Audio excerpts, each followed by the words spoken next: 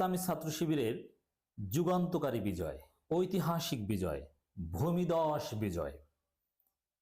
দর্শক, ছাত্রদল শিবিরের কাছে ক্ষমা চেয়েছে, আবার ছাত্রদল বিবৃতি দিয়ে শিবিরের পাশে দাঁড়িয়েছে। শুধু ছাত্রদল নয়, চরমোনাই শিবিরের পাশে দাঁড়িয়েছে ছাত্র অধিকার পরিষদ, বৈষম্যবিরোধী ছাত্র আন্দোলন সহ শুরু করে জগন্নাথ বিশ্ববিদ্যালয়ের সাধারণ শিক্ষার্থীরা শিবিরের পাশে দাঁড়িয়েছে। অভূতপূর্ব দৃশ্য, এত সুন্দর দৃশ্য শিবিরের ক্ষেত্রে আসবে, সব ছাত্র সংগঠন একযোগে শিবিরের পাশে দাঁড়াবে এবং ছাত্র দলের পান্ডাদের ক্ষমা চাইতে হবে, এটা কেউ কল্পনাও করেনি 1 বছর আগে, কিন্তু সেটা হয়েছে। দর্শক, জগন্নাথ বিশ্ববিদ্যালয়ে শিবিরের সেক্রেটারির সাথে যে বেয়াদবি করেছিল ছাত্র দলের বুইরা ভাম টেম্পো স্ট্যান্ডের পাহারাদার, এক কথিত ছাত্র নেতা, দেখলে কেউ একে ছাত্র নেতা বলবে না, স্রেফ গাঁজাখোর, বেয়াদবি করেছিল, পরিকল্পিতভাবে ঠান্ডা মাথায় বিশৃঙ্খলা সৃষ্টি করেছিল, চেয়ার ভাঙচুর, শিবির সেক্রেটারিকে মার ধরার চেষ্টা করেছিল। কিন্তু শিবিরের কৌশল অত্যন্ত চমৎকার, সুনিপুণ ছিল। শিবির ধৈর্য ধরেছে, একটা টু শব্দও করেনি। শিবির যদি টু শব্দ করত, ওই টেম্পো স্ট্যান্ডের গাঁজাখোরদেরকে মাটির সাথে মিশিয়ে দিতে শিবিরে 2 মিনিটও লাগতো না। উপস্থিত যে পরিমাণ শিবিরের কর্মী ছিল এখানে, এবং এই ঘটনা চারদিকে ছড়িয়ে পড়ার আধা ঘন্টার মধ্যে হাজার হাজার জামাত শিবির নেতাকর্মীরা সূত্রপুর থানার আশেপাশে এসেছিল। চাইলে মুহূর্তের মধ্যে টেম্পো স্ট্যান্ডদেরকে পিটিয়ে ওখান থেকে বের করে দিতে পারতো, কিন্তু কিচ্ছু বলেনি, ধৈর্য ধরেছে।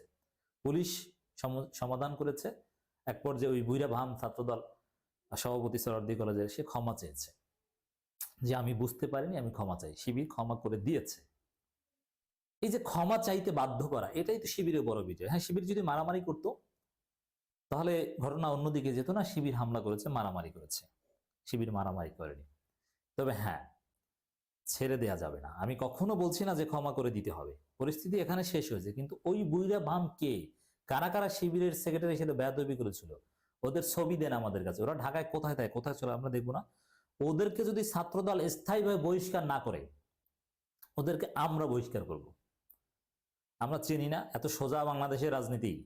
আপনাকে আর একটা 28 অক্টোবর ঘটাতে চান যে জামাত শিবিরকে সাপের মতো মেরে লাশের উপর নৃত্য প্রদর্শন করবেন, সেই এক্সপেরিমেন্টের উপর ভিত্তি করে জামাত তাদের ফাঁসি দিবেন না।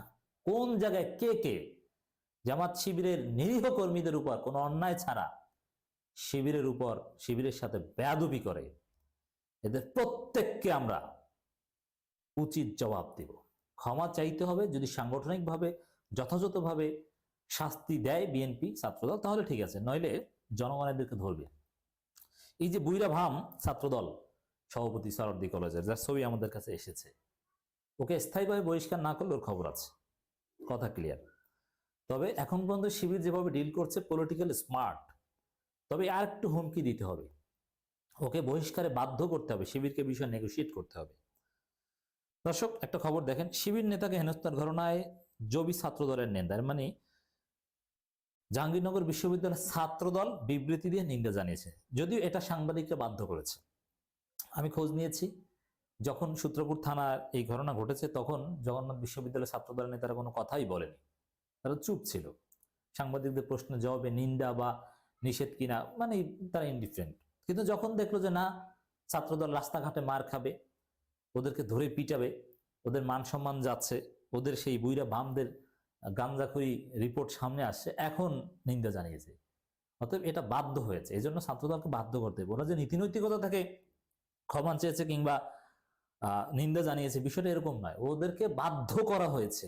দিস ক্রেডিট গোস টু শিবির এবং সাধারণ শিক্ষার্থী। জগন্নাথ বিশ্ববিদ্যালয়ের সাধারণ শিক্ষার্থীরা ভয়েস রেজ করেছে বলে ছাত্রদল জগন্নাথ বিশ্ববিদ্যালয় শাখা বাধ্য হয়েছে এই বিবৃতি দিতে। তার আগে এরা চায়নি, সাংবাদিকদের চাপে বাধ্য হয়েছে। আমি জানি জগন্নাথ বিশ্ববিদ্যালয় শাখা ইসলামী ছাত্র শিবিরের সাধারণ সম্পাদক রিয়াজুল ইসলামের উপর সরকারি শহীদ সোহরাওয়ার্দী কলেজ ছাত্রদল সভাপতি জসিম উদ্দিনের হামলা। এই জসিম উদ্দিনের বয়স কত? ও কিভাবে ছাত্রদল করে? ছাত্রদলকে কয়েকদিনের মধ্যে এর ফয়সালা করতে হবে। হামলা চেষ্টা, হেনস্থার ঘটনা নিন্দা জানিয়েছে জগন্নাথ বিশ্ববিদ্যালয় শাখা ছাত্রদল, ছাত্র অধিকার পরিষদ, ইসলামী ছাত্র আন্দোলন। এর মানে জগন্নাথ বিশ্ববিদ্যালয়ের সাধারণ শিক্ষার্থী থেকে শুরু করে ক্রিয়াশীল সব ছাত্র সংগঠন শিবিরের পাশে আছে। জবি শাখা ছাত্রদলের আহ্বায়ক মেহেদী হাসান হিমেল বলেন, চাচ্চু আমাদের সিনিয়র, বিশ্ববিদ্যালয় ইসলামী ছাত্র শিবির সেক্রেটারি রিয়াজুল ইসলামের উপর অনাকাঙ্ক্ষিত ঘটনার জন্য দুঃখ প্রকাশ করছি। এর মানে ক্ষমা তো ওই জসিম মিয়া চেয়েছেনই, এখন জগন্নাথ বিশ্ববিদ্যালয় শাখা ছাত্র ক্ষমা চাইলে হবে না ভাই, চাচ্চু ক্ষমা চাইলে হবে না, ওকে বহিষ্কার করতে হবে, না এলে আমরা ধরবো রে। জগন্নাথ বিশ্ববিদ্যালয় ছাত্রদল শিবির নিরীহ, এজন্য কি শিবিরের শুভাকাঙ্ক্ষীরা নিরীহ, আমাদের লোকজন কি নিরীহ? না, রাজনীতির গ্রামারে চলবে। জগন্নাথ বিশ্ববিদ্যালয়ের ছাত্রদল সবসময় অন্যান্য ছাত্র সংগঠনের সাথে ভ্রাতৃত্বের বন্ধনে একত্রে মিলেমিশে কাজ করে বিষয়ে। আচ্ছা, এই যে হিমেল সাহেব বললেন তিনি কি ছাত্র, তিনি জগন্নাথ বিশ্ববিদ্যালয়ের তার অধিকারটা কি ক্যাম্পাসে ঢোকার, এই জন্য তো ঢুকতে পারেন না ক্যাম্পাসে, আমরা জানি। কোনো ধরনের অপ্রীতিকর ঘটনা যেন আর না ঘটে এ ব্যাপারে নেতাকর্মীদের প্রতিও আহ্বান জানানো হলো।